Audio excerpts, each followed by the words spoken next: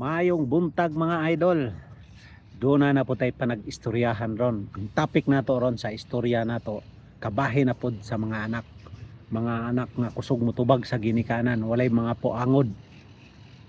Walay poangod, basta-basta na lang motubag og istoryang dautan didto sa ginikanan. Og kinsa may matamaan ani pasensya na lang mo, di mo lahiyang mutanaw, i-skip na lang ninyo. O di ba? Ana arana kasimple, ana arana kasayon mga idol. Ingon ani man gud ni. Wala mo kabalo giunsa mo pagpadako sa inyong ginikanan. Unya karong nadako na mo. Duna na mo'y kaugalingong tiil nga antigo na mong motindog sa inyong mga tiil. Basta-basta na lang mo motubag og ingon ana kadautan sa inyong ginikanan. Wala mo yung mga batasang mga anak mo. Wala ta mga saba diri no. Ga paliwanag rata og unsay mga hinungdan sa mga panghitabo. Ani man gud ni. Sukad sa imong paggagamay, giamuma ka. Gipalangga ka. Kay anak bang ka. Unya sa kalisod sa panahon, tungod sa kapobrehon, napadako ka, na amuma ka ng maayo, gipalangga ka. Wala nimo to mahuna-huna og giunsa ka pagpadako sa imong ginikanan.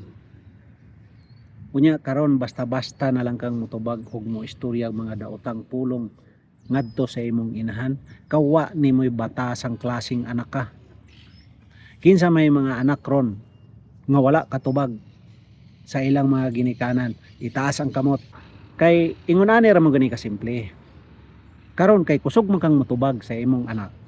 Pag abot unya ng panahon nga magkaroon pug ka og anak, adto nakasakitan og tubagon po kasi imong anak. Kay ngano, mo may imong gibuhaton, mo may imong binuhatan nga kusog kang motubag sa imong inahan. Karon og mabaslan ka sa imong mga anak nga tubagon pug ka. Kay ingon ana man pod ang imong dinad-an, wala man pod nimo tarunga unya pod.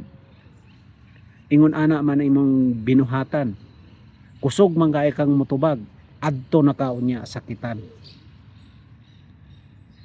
Munay giingon nga kaway batasang mga anak, walay puangod, walay igabalos. Kay bisag unsa kapobre sa atong ginikanan, mangandoy jud na nga mamaayo ang imuhang pagdako, himsugrang. Unya karon ingnon na nimo ana pagtubag ang imong ginikanan. Mao nay lisod kayo natong sudungon. Gatuo man ko sa unang panahon nga adunay gidaog-daog, makatulo dayan atong luha. Tinuod jud day na kay niagi naman sa tinuod nga kinabuhi. Ug diha sa imong kinabuhi karon kay naagian naman na nimo hinaot, maghinulsol ka, magbasol ka nga sa imong pagtubag sa imong mga ginikanan. Kay dili nalim mahimong ginikanan. Munay inyuhang itanom sa inyong utok. Kay ug ingon ana man god, ug sigiho ng ingon ana, dili ka magbag-o. Usik ra kaya nga gipakatawo ka aning kalibutan nga mahimo kang dautan sa imong ginikanan. Luoy kayo ang ginikanan, hilabi na gyud og mga tigulang na. Ang ginikanan og matigulang na gakinahanglan jud nagtabang sa mga anak. Pero galing ang mga anak kay wala man po'y mga kasing-kasing, bali mga garbuha. Garbo kayong mga anak.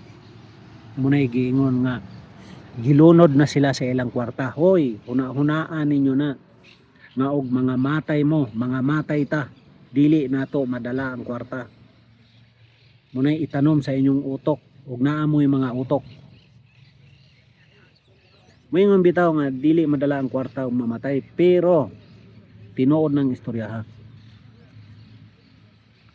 way mga batasang mga anak ug ani ra ta kutob dili na nato tason, ug abangan pa ninyo ang sunod natong mga video nga kabahin Japon sa mga anak.